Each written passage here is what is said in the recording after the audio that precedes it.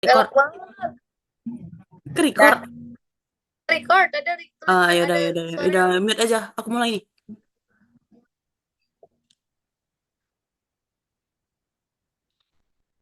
Oke.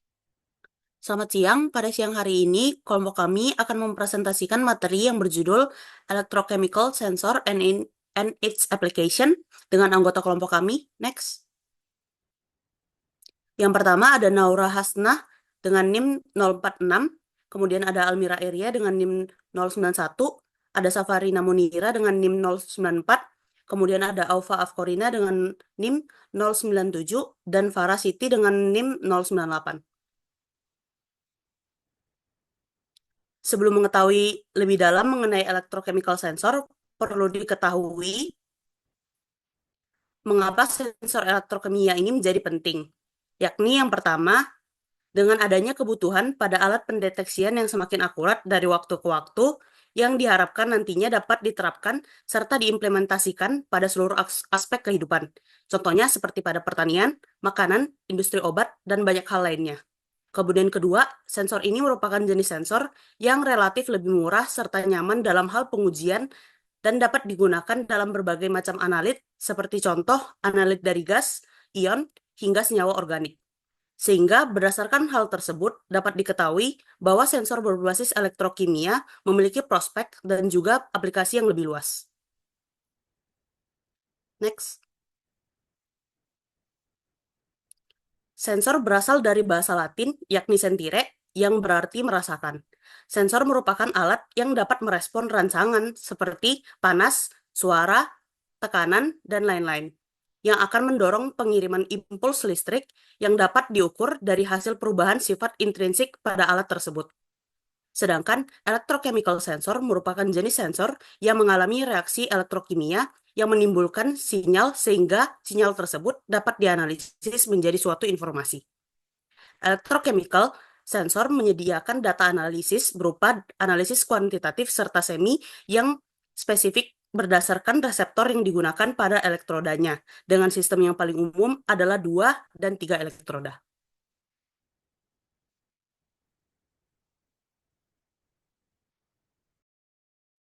Seperti yang disebutkan oleh teman saya tadi, karena prinsip sensor kimia ini dari alat yang mengubah informasi yang diperoleh dari transfer elektron antara permukaan sensor dan analit target menjadi sinyal listrik yang kemudian dibaca dalam arus, potensial, impedansi, elektrokimia, dan elektroluminesensi. Jadi, sinyal yang dihasilkan ini sebanding dengan konsentrasi analit atau kecenderungannya untuk mentransfer elektron ke permukaan sensor yang dimana terjadi reaksi reduksi atau oksidasi atau reaksi redoks dari analit target merupakan fenomena mendasar yang menghasilkan sinyal respon ini dengan cara kerja uh, pada komponen, yaitu yang pertama difusi di mana analit atau yang ditunjukkan oleh molekul hijau ini bergerak dari larutan massal atau bulk solution menuju antarmuka pada elektroda dan larutan melalui proses difusi. Di mana proses ini alami, molekul-molekul analit berpindah dari daerah konsentrasi tinggi ke daerah konsentrasi yang lebih rendah, yaitu yang ada pada permukaan elektroda ini. Lalu terjadi juga adsorpsi. Fenomena ini setelah sampai di antar muka elektroda larutan, molekul analit mengalami adsorpsi dengan proses di mana molekul tersebut menempel atau diikat pada permukaan material sensor yang berwarna kuning ini, atau yang disebut sensing material. Lalu terjadi reaksi elektrokimia di mana perubahan kimia pada molekul analit yang melibatkan transfer elektron antar analit dan elektroda menghasilkan produk baru dan adanya arus listrik yang akan diukur dan dianalisis. Jadi pada reaksi elektrokimia ini terjadi di antarmuka antara elektroda dan larutan dengan perubahan kimia pada molekul analit yang melibatkan transfer elektron antara analit dan elektroda dengan rincian yang dimana transfer elektron ini elektroda itu berfungsi sebagai sumber atau penerima elektron. Dalam konteks ini, elektron ini dilambangkan dengan simbol E yang ada pada gambar tulisan elektroda yang berwarna hitam ini, dipindahkan dari elektroda ke molekul analit atau sebaliknya. Lalu terjadi juga reaksi oksidasi dan reduksi, yang dimana molekul analit ini melepaskan elektron dan menjadi teroksidasi. Untuk yang reduksi, molekul analit menerima elektron dan menjadi terreduksi. Kemudian pembentukan produk yang berwarna kuning ini Ketika analit teroksidasi atau tereduksi, terbentuk produk baru yang mungkin berbeda sifat dari analit awal. Kemudian produk ini akan meninggalkan permukaan elektroda dan kembali ke larutan atau tetap di elektroda. Lalu yang terakhir yaitu diperoleh arus listrik dari transfer elektron antara elektroda dan analit menghasilkan arus listrik, yang arus ini kemudian dapat diukur dan dianalisis untuk mengetahui konsentrasi atau sifat lain dari analit, yang menjadi dasar dari banyak sensor elektrokimia. Next.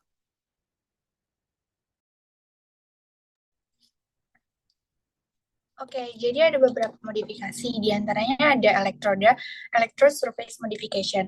Nah, untuk meningkatkan kinerja sensor, terutama dalam hal selektivitas dan sensitivitas, working electrode biasanya dimodifikasi dengan substrat yang stabil secara kimiawi, seperti nanomaterial, polimer, atau bahan komposit. Sebagian besar elektroda yang dimodifikasi dievaluasi berdasarkan kemampuannya, baik untuk merasakan target yang diinginkan dalam sampel komposit, dan untuk mendeteksi sejumlah kecil analit yang masing-masing mewakili selektivitas dan sensitivitasnya. Kadang-kadang sensitivitas mencerminkan batas deteksi atau limit of detection (LOD). Umumnya, jika elektroda yang dimodifikasi memiliki afinitas yang kuat untuk berinteraksi dengan target, itu akan memberikan spesifikasi yang baik. Fitur lain dari modifikasi permukaan elektroda adalah peningkatan area permukaan yang menghasilkan peningkatan sensitivitas. Misalnya, Matt pernah menyampaikan menyesuaikan elektroda menggunakan kerangka grafit dengan struktur pori dan luas permukaan yang tinggi. Ini diterapkan untuk pengendaraan elektrokimia katekol, menunjukkan kinerja yang baik dengan LOD dengan yang rendah, yaitu 0,19 mikrometer. Salah satu klaim yang dibuat tentang modifikasi elektroda adalah bahwa hal itu mengarah pada amplifikasi sinyal analitik yang signifikan melalui kinetika transfer elektron yang diubah. Kemudian ada matriks imobilisasi, yang mana matriks imobilisasi ini sangat penting dalam modifikasi permukaan elektroda. Sebagian besar mereka memiliki konduktivitas yang tinggi, jendela potensial yang luas, dan bebas dari spesies elektroaktif. Nanomaterial memiliki dampak yang luar biasa pada aplikasi sensor elektrokimia karena ikatan yang tepat seperti peningkatan konduktivitas listrik, stabilitas, dan reaktivitas kimia yang diberikan oleh peningkatan luas permukaan persatuan berat. Saat diterapkan sebagai label elektrokimia, mereka mendorong LOD ke bawah dan meningkatkan sensitivitas sensor juga. Bahan yang umum digunakan untuk tujuan imobilisasi elemen adalah nanopartikel logam, NP-oksida logam, kalkogenida logam, dan polimer konduktor atau CP. Nah, CP inilah yang udah banyak perhatian dari peneliti-peneliti karena karakteristiknya yang luar biasa, seperti luas permukaan yang besar, efisiensi katalitik yang kuat, dan stabilitas yang baik. Selain itu, mereka memungkinkan reseptor untuk melekat dalam strategi multiple. Selain itu, komposit CP juga meningkatkan kekuatan mekanik antarmuka elektroda dengan stabilitas, mencegah kebocoran bahan, dan anti-fouling. Nah, oleh karena itu, tidak heran banyak sensor elektrokimia yang diteliti saat ini dan didasarkan kepada bahan komposit CP. Kemudian yang terakhir ada recognition elements atau RES, juga dikenal sebagai reseptor, adalah substansi yang diintegrasikan ke dalam perangkat sensor yang secara spesifik berinteraksi dengan molekul yang menjadi perhatian dalam suatu sampel.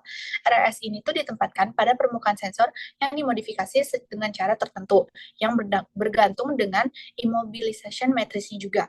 Nah, proses penempelan RES adalah tahap penting untuk mengembangkan sensor dengan spesifitas yang tinggi. Nanomaterial dan kompositnya dapat menjadi alternatif dalam penginderaan elektrokimia karena memiliki sifat katalitik. Next.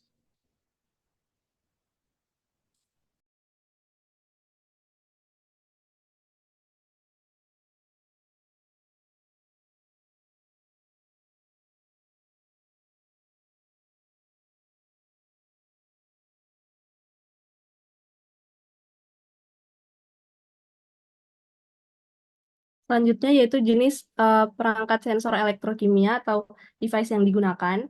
Di sini terdapat konvensional sel elektrokimia menggunakan 3 elektroda, dan yang di sebelah kanan ini merupakan sensor berbasis screen printed electrode atau SPE, dengan persamaan keduanya sama-sama memiliki working electrode, reference electrode, dan counter electrode, yang dimana working electrode ini dapat berupa carbon paste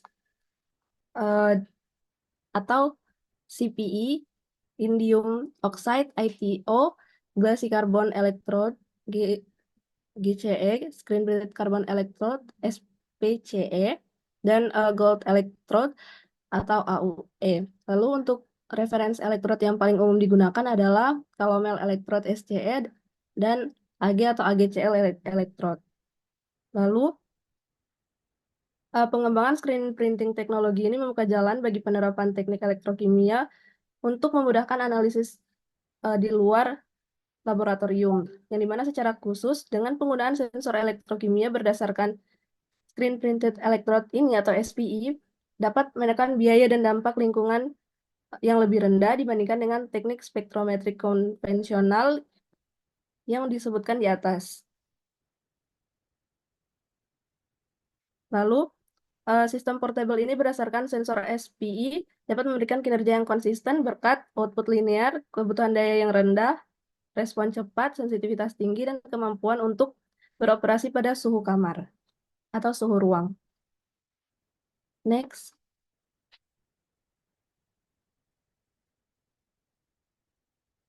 Di sini merupakan pembagian sensor elektrokimia berdasarkan jenis pengukuran, yang dimana untuk sebelah kiri ini merupakan diagram skematik sinyal respon untuk teknik elektrokimia umum digunakan. Untuk yang pertama, potensiometrik, di mana digunakan untuk mengukur potensial antara indikator dan elektroda referen tanpa aliran arus dalam larutan. Biasanya digunakan untuk mengukur perbedaan potensial antara dua elektroda dalam larutan dan digunakan dalam berbagai aplikasi, termasuk pengukuran pH, konsentrasi ion, dan potensi redox. Lalu konduktometrik digunakan untuk mengukur perubahan konsentrasi spesies ionik yang menyebabkan perubahan konduktivitas listrik. Lalu impedimetrik atau sensor impedansi, pengukuran resistansi, kapasitansi, dan induktansi oleh potensi arus AC dengan amplitudo yang kecil. Lalu kolometrik ini digunakan pada metode fisikokimia yang tidak menggunakan ketergantungan sinyal pada konsentrasi analit. Selanjutnya, voltametrik atau amperometrik. Untuk sensor voltametrik sendiri digunakan untuk mengukur perubahan arus listrik yang dihasilkan oleh oksidasi dan reduksi spesies kimia tertentu dalam larutan. Sedangkan untuk sensor amperometrik sedikit mirip dengan voltametrik, namun di sini mengukur arus respon pada potensi tertentu secara konstan. Next.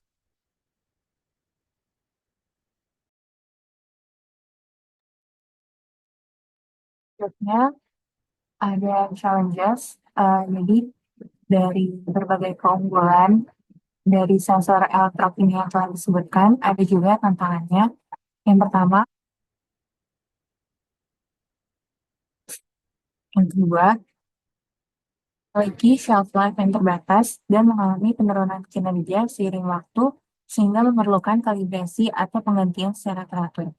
Proses penggantian ini atau istilahnya yang sering kita dengar adalah maintenance, itu dapat menyebabkan biaya perawatan yang signifikan. Yang ketiga adalah sensor elektrokimia masih menunjukkan cross sensitivity terhadap gas atau zat lain, sehingga dapat memungkinkan terdapat pembacaan yang salah. Lalu yang keempat, elektron dapat tertransfer dan menyebarkan radiasinya ke permukaan kulit. Hal ini dapat menyebabkan adanya seperti contoh kanker.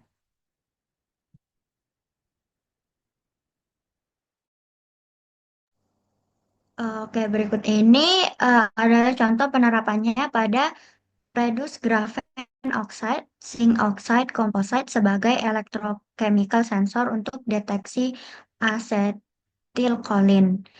Jadi yang pertama itu ada sintesisnya itu dibagi dua. Untuk sintesis graphene oxide sendiri disintesis menggunakan teknik hidrotermal, sedangkan pada sintesis reduce graphene oxide zinc zinc oxide composite itu menggunakan metode Hammers yang telah dimodifikasi. Oke, next.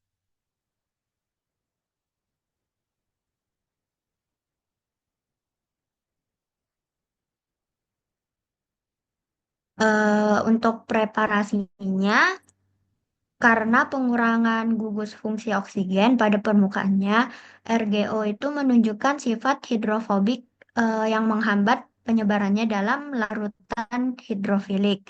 Jadi untuk mengatasi hal tersebut itu ditambahkan Nafion. Nafion itu pengikat organik dengan karakteristik hidrofobik dan hidrofilik. Jadi digunakan untuk RGO untuk meningkatkan dispersibilitasnya dalam larutan hidrofilik. Jadi komposit RGO, ZNO, etanol dan nafion itu dicampur dengan rasionya 1:0, 95:0, sama 0,5.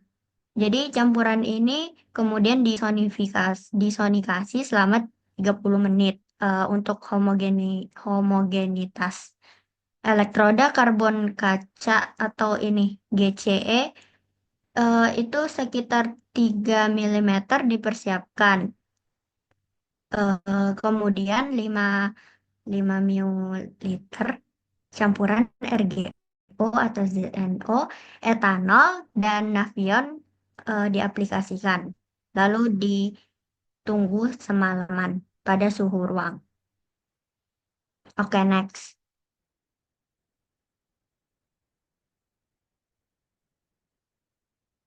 Untuk karakterisasinya itu ada analisis XRD. Jadi dikarakterisasi menggunakan sinar X atau XRD.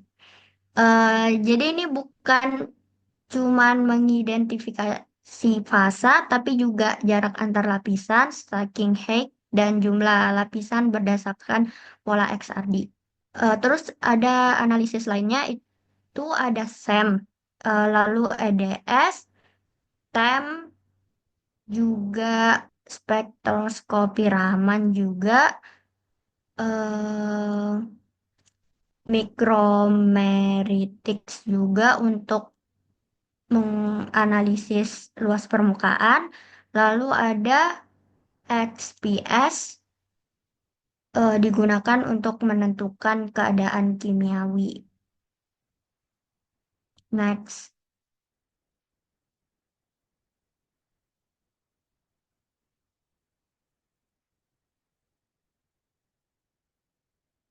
Jadi untuk hasilnya ini ditampilkan dari grafik di atas untuk XRD dan Raman spektrum itu.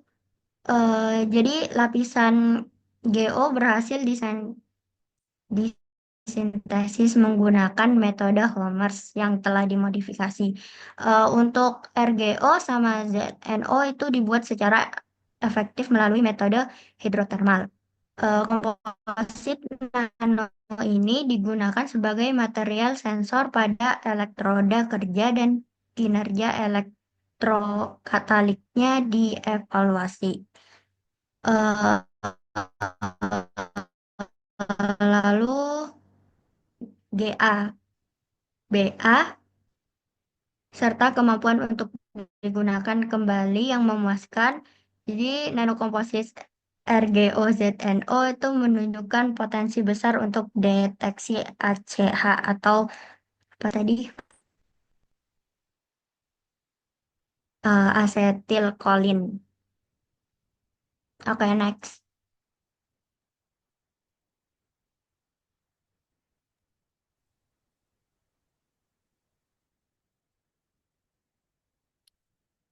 Oke, kemudian di sini terdapat perbandingan antara kelebihan dan kekurangan dari sensor berbasis elektrokimia, di mana advantage atau kelebihannya yang pertama low cost, seperti yang telah dimention di awal bahwasanya sensor ini merupakan salah satu jenis sensor yang relatif low cost dibandingkan sensor jenis lain.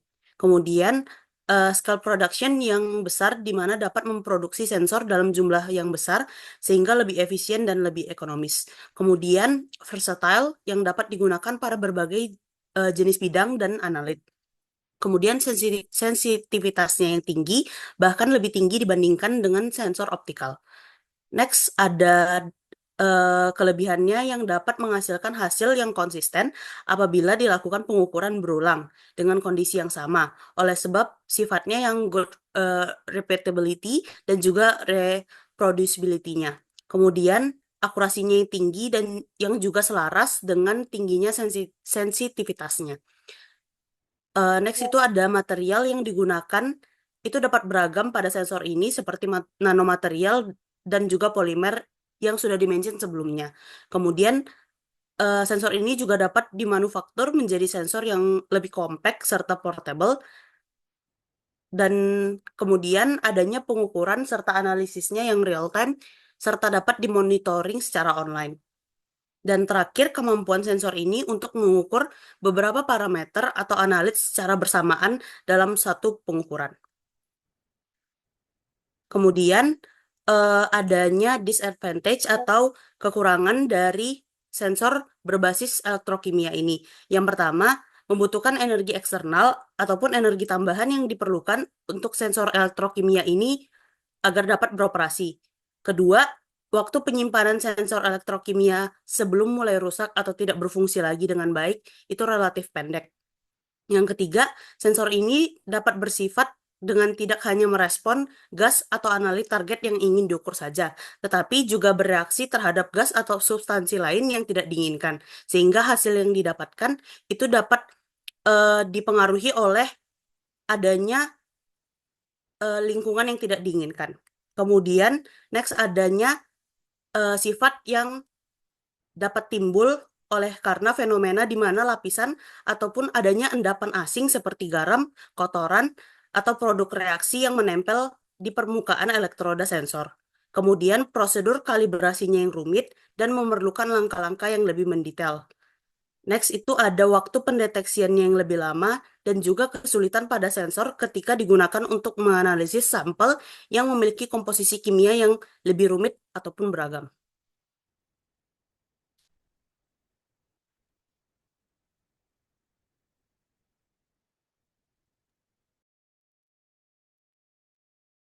Dan selanjutnya ada future prospects. Yang pertama, detection time. Jadi tadi telah disebutkan kalau detection time-nya itu lama. Nah,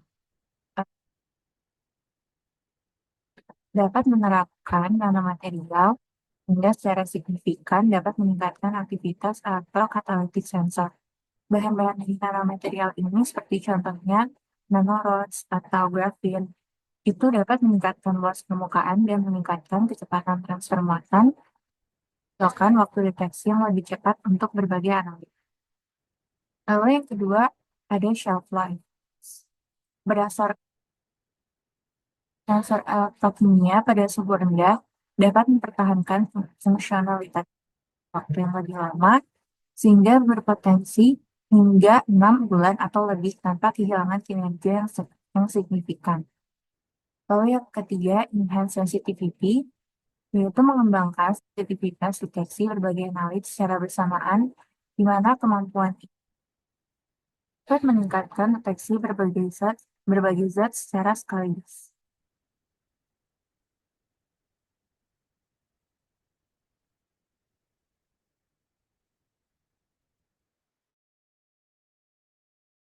Berikut referensi yang kami gunakan dalam membawakan materi ini.